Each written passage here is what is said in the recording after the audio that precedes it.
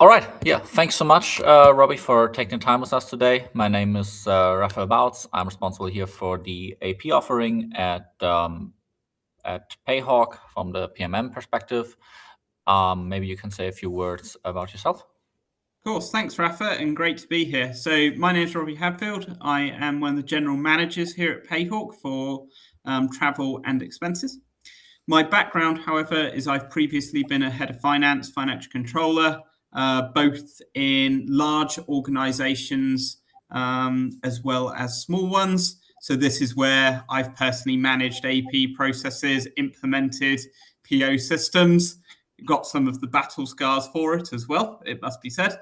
And yeah, very, very excited to talk accounts payable here and ultimately where Payhawks or positions ourselves in this space and the value proposition we give our customers. Yeah, thanks so much. And I kind of want to start here. You talked about that you've been at different companies already, so you probably have seen a lot of different tools already that are being used across the companies. Can you tell me a bit more about your view on the different tools and how they work with AP, especially like invoices, card subscriptions, and so on? Yeah, of course. I'm going to start with the accountant's favorite answer, which is it depends. Which it does, but I will go beyond that. The reason it depends is because you've got to think of what is appropriate for the organization in the first instance. So, for instance, what I did at Sony is not necessarily appropriate for what it is for Payhawk. Mm-hmm. And this is both a size of company thing. Sony is a huge conglomerate across the world. Payhawk is ultimately a fintech provider. The purchasing is very different. The expectations for controls and governance are different. The culture of the organizations are different, except the operations processes are different. So all of these dynamics kind of start determining what systems you need and also how you want to use those different tools to ultimately drive growth and success in your organization. Okay, understood. But when you also say different tools, so you say like you might also have multiple tools in one organization. Does it make sense? Once again, it depends. I think so. Let's talk about those tools in a bit of detail. So if we go to sort of purchase ledger solutions and take it from that context, you can often see a PO solution, maybe a procurement solution. You may have an AP automation software, which is separate from the PO/procurement kind of world. You then may have a separate provider for your card program. You may then have a different expenses system. You may have a subscriptions management tool. I mean, I'm going to extremes here. You could end up with 6 or 7 tools across the purchase ledger. For me personally, I see that as overkill in many organizations, and I think consolidation is critical. And the reason why I think consolidation is critical is because what you lose by having disparate tools is employees are having to log into different systems, which they don't want to. Mm-hmm. And getting employees to comply with some of these processes is hard enough, let alone trying to get them to do it in 3 to 5 different places, or 7, if you go to that extreme. I don't think anyone goes to the extreme of 7, but let's say 3 to 5. Okay. I mean, 7 would be ridiculous. I think 5's ridiculous as well. But anyway, but trying to get employees to comply with such a thing, understand it, use it effectively. As soon as you add more and more systems, the more likely people are going to struggle to adopt. 2, I think the data analysis, the KPIs, the reporting, the cost control culture also deteriorates as well, because it's much harder to then create a real-time visibility of actual versus budget. And it means that your FP&A process gets put under more pressure to close the month quicker in order to make financial information relevant. And this is where, even at best, if you close month end by what Sony used to, which was working day 4, you've still got a reactive FP&A process that overspends have already happened. You can't solve that. Whereas if you have less tools, it's far easier to create the actual versus budget in real time and then put a lot more budget accountability on approvals at source. And this is where, if I were to talk about two of the holy grails of finance, it is proactive approval of spend, and it is also the continuous close. And the less tools you have, if you can consolidate that purchase ledger as much as possible, you have much more opportunity to achieve those two goals. Okay, so if I understand you, it's kind of about like making it easier for employees to follow something, increase accountability and increase visibility. Is that kind of the core essence of what you brought me there?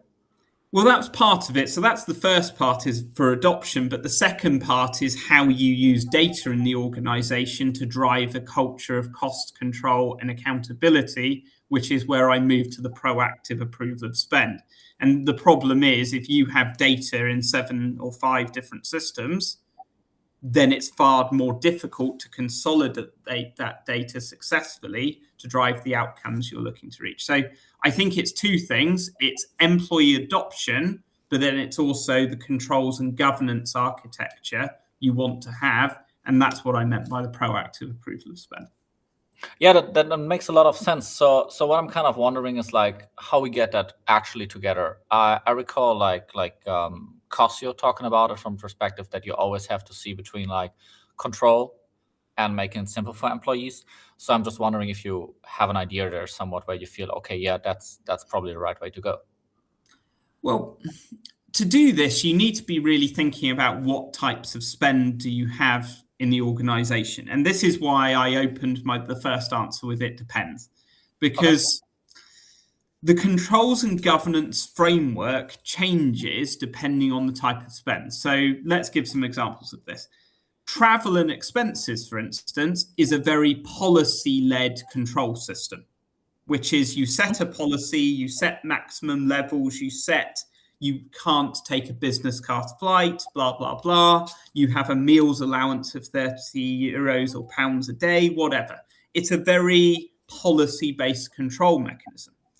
Whereas subscriptions, for instance, the control mechanism changes slightly. The risks with, well, I think I've just alluded to it. The risk with travel and expenses is the risk of fraud or out of policy spend.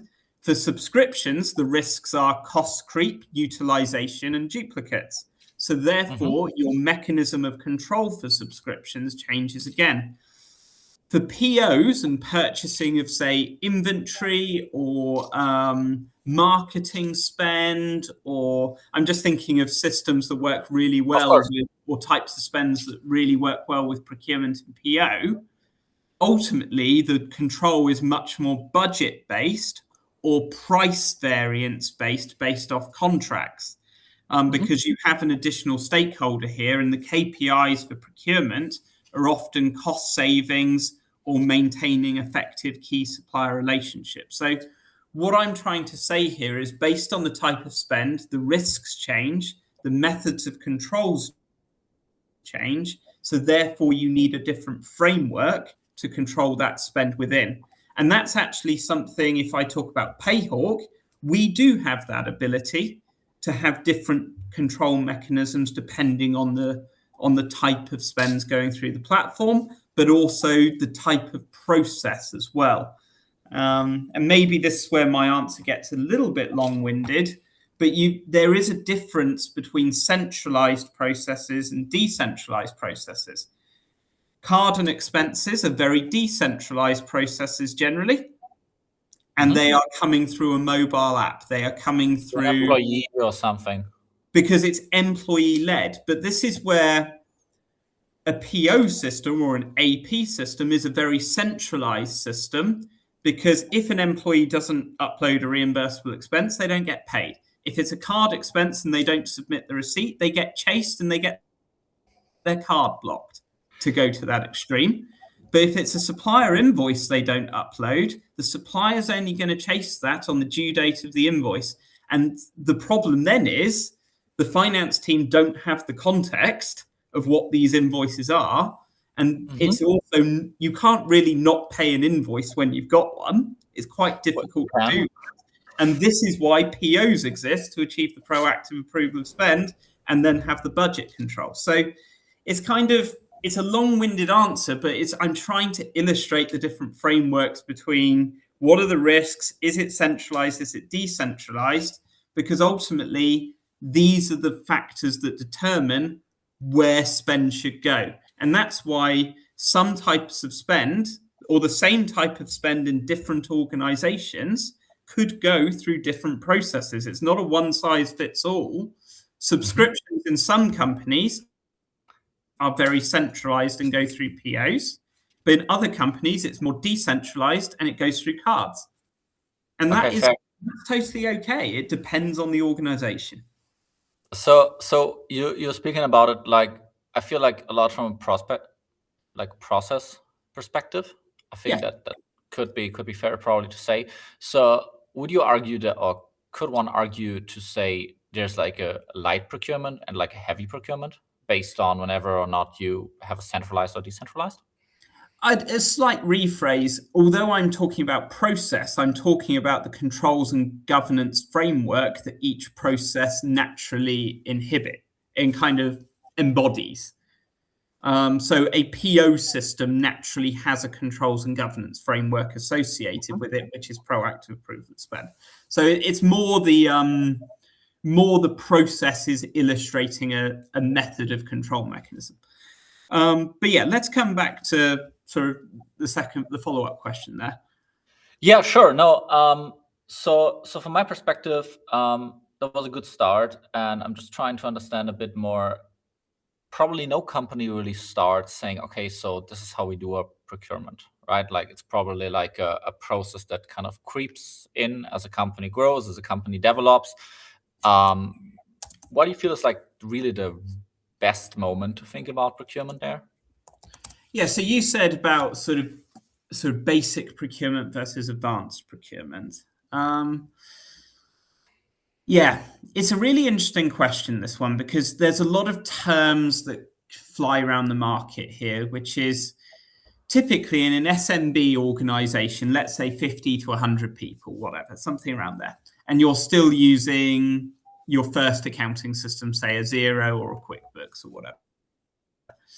Normally, I would call it a basic AP process. And what that looks like is typically you'll have a centralized finance mailbox. You may be, in some European countries, you may be adopting e-invoicing, but it yields the same outcome. It's a centralized receipt of the invoice.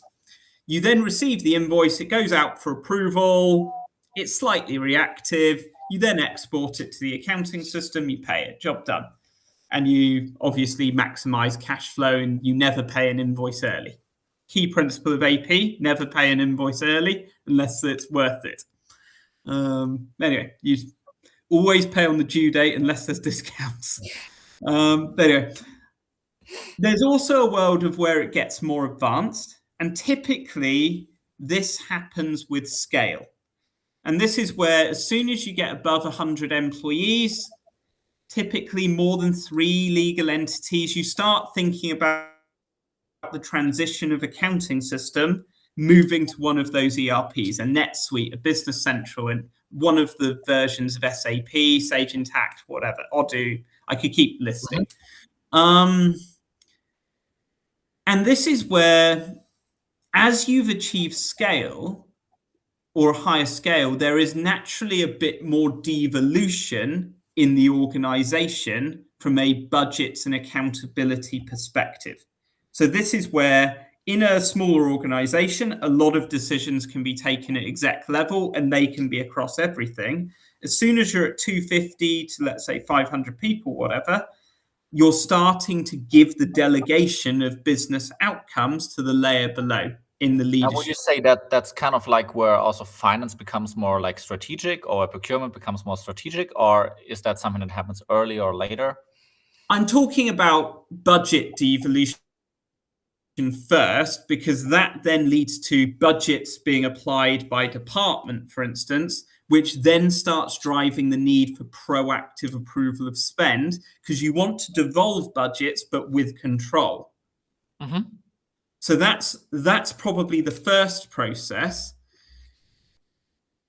Yes, at the same time, the finance function evolves. Typically, when you first adopt your ERP system, typically, you start splitting your finance function into financial accounting and management accounting. And typically, at 500 to 1,000 employees, you start bringing treasury into the mix, etc. So the finance function also evolves over this time. But procurement also kicks in at the same stage, because often when you're starting to bring in budgets, proactive approval of spend, now there's a natural tendency is, are we buying the best solutions? Are we getting best sort of cost efficiency here? Are we getting the best deals? And this is where a procurement person comes in. So I've seen this in different ways. Sometimes I see POs brought in without procurement initially. Sometimes I see it coming in with procurement. It can go either way, but they do go very hand in hand, these processes. My personal view is I've always tried to, in scaling organizations, I've always brought in PO systems on a department by department level, controlling by riskier types of spend first, rather than doing a blanket approach across the organization, because I think the change management's a lot easier. But that very much depends on your circumstances. So I kind of want to dig a bit deeper there, if that's fine for you, especially in this phase where you say you're still in an informal procurement process, and then you're just before you're kind of switching to like a proper procurement.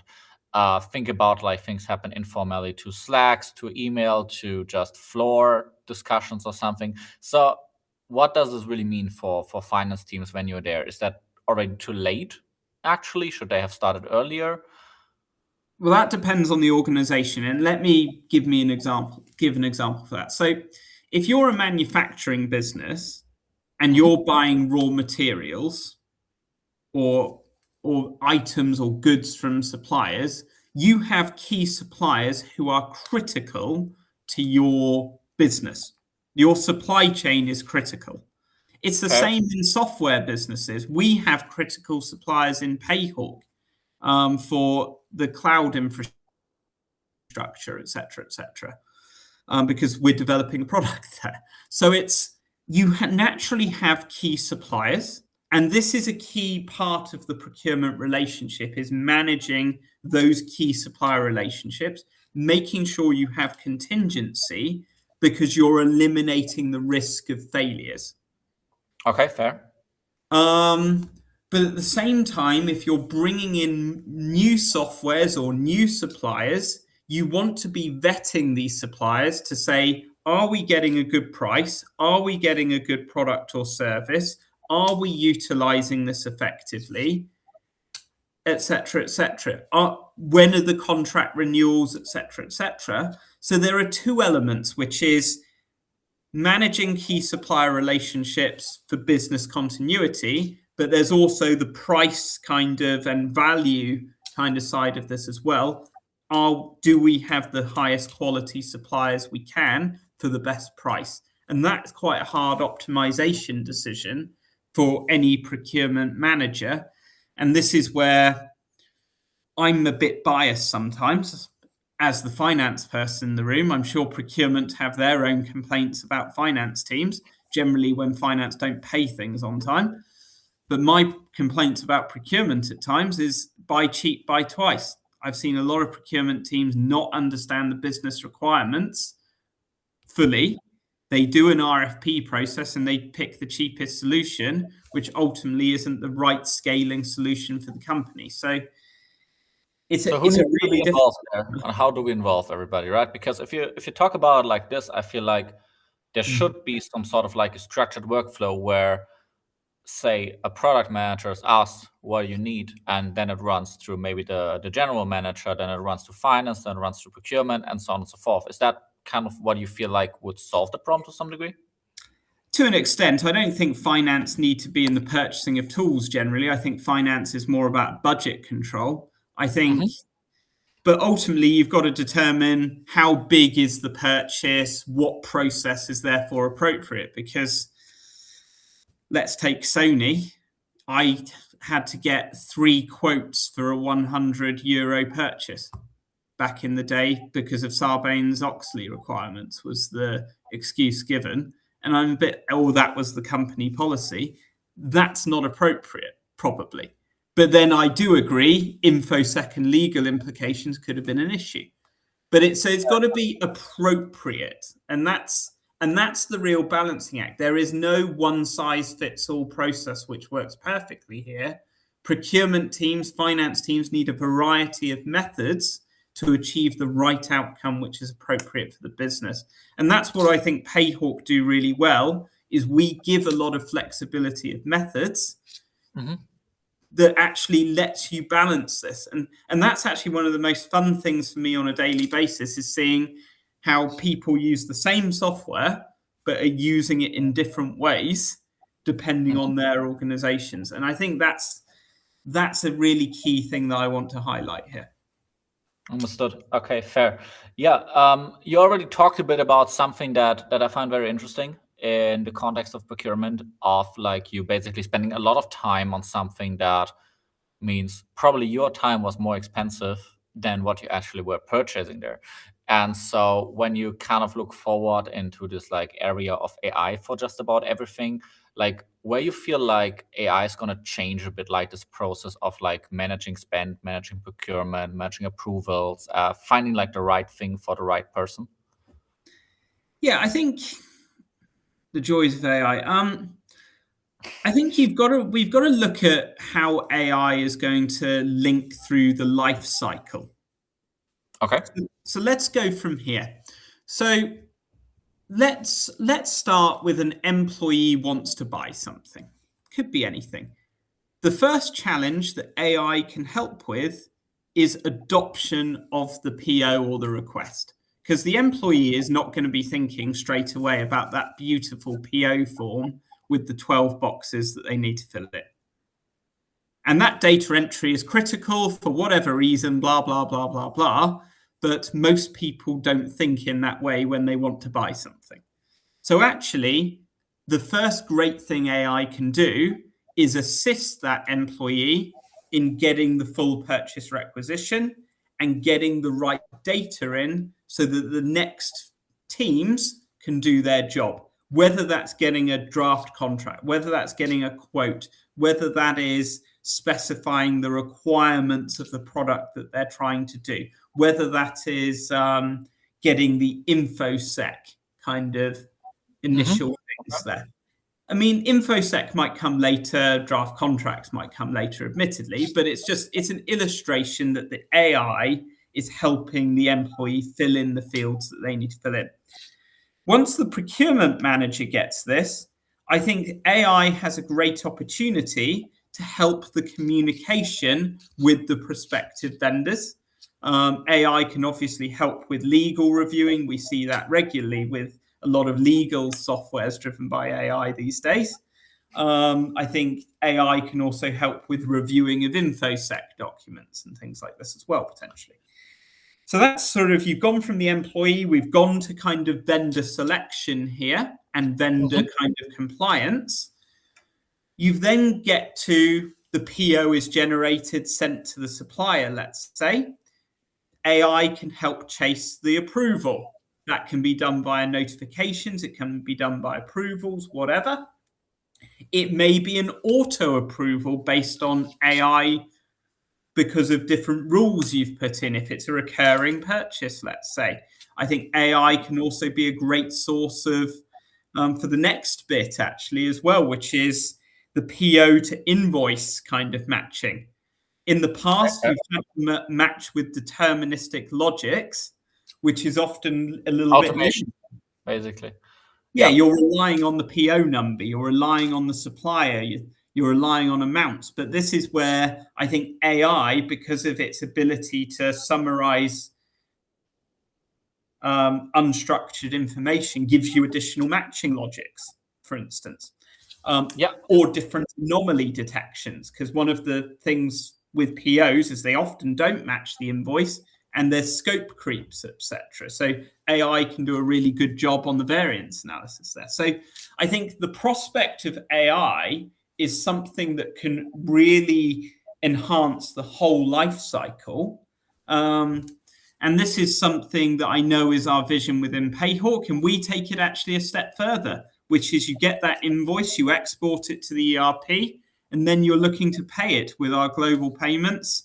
And you have a true end-to-end process from intake of that original Slack request or email or whatever it was through to the end product, which is a fully matched invoice to the request and then a payment. So yeah, orchestration from end to end. Yeah. All right. So I kind of wanted to tap a bit deeper into that still, because I just feel like there's quite a bit to uncover there still. So we've been speaking about POs, and I feel like that way you've been speaking about like a fairly heavy way of procurement in a way. Do you see that this can also be applicable for like lighter weights? I do. I mean, this is where I kind of alluded to it with that Sony example. I was having 3 quotes for €100 purchase. I think the way I see most of our clients doing this today is they set a threshold. E.g., if it's below €1,000, £1,000, whatever, pick a number. Some people go to 5,000, some people say 500, some people say 100. Depends on the organization, depends on the cost control culture. Me personally, when I've done this, I've always said if the purchase is below £1,000, you don't need a PO, unless it's for certain types of spend which lead to legal or InfoSec related approvals. Okay. And this is where I've always been quite a big fan of using cards, because I see it as a very much a way of empowering people. I see it as a great way to drive retention, but I also see it as a great way to drive speed. But the advantage I see is with Payhawk, you have the ability to have the proactive approval of spend linked to a card, which is a more lightweight process than a full 3-way matching and vendor selection, etc. So you have different options here, but once again, it's based on the type of spend. I would then go further and say some types of spend, you don't need a proactive approval of spend and use a policy mechanism to enforce it. And this would be T&E, for instance. It's very much a policy enforcement. So I go back to my answers about it depends on what the risk is, which then determines what controls and governance framework you need, which then determines the process that is most appropriate for your organization. Okay, understood. Fair. Yeah, we've been still talking a lot about the process now at this point, I feel. And I think one of the things that you alluded to in the very beginning was the employee angle there. And so I'm kind of just wondering, I have a bit of this vision of like the easier you make it for an employee, the more obviously the employee is going to follow that, and how you see like the importance of this mobile first light touch angle, that I can just say, hey, I'm in a train right now and I just order something on my phone. Do you feel like that's really going to be a change there in the procurement language? You're talking about a wide thing. It doesn't have to necessarily be a mobile. It could be in, ultimately, you're trying to drive adoption through people being in the systems that they're used to every day, rather than having to log into another platform, which they don't fully understand. And whether that's their phone, whether that's Slack, whether that's Microsoft Teams, they're all driving the same thing fundamentally, which is helping employees adopt the system. I think it's then up to the system what process the employee should go through. And that traffic management or orchestration of where they go next shouldn't be an employee decision. That should be a policy-based, procurement-based policy in the organization. Okay, this type of request needs full PO and 3-way matching. This one is a request with a card expense, and we'll give you a card for this. This one is a trip and it goes against a trip policy, whatever it is. But ultimately, yes, it's crucial to make it easy for the employee. And often I use this example with GL coding.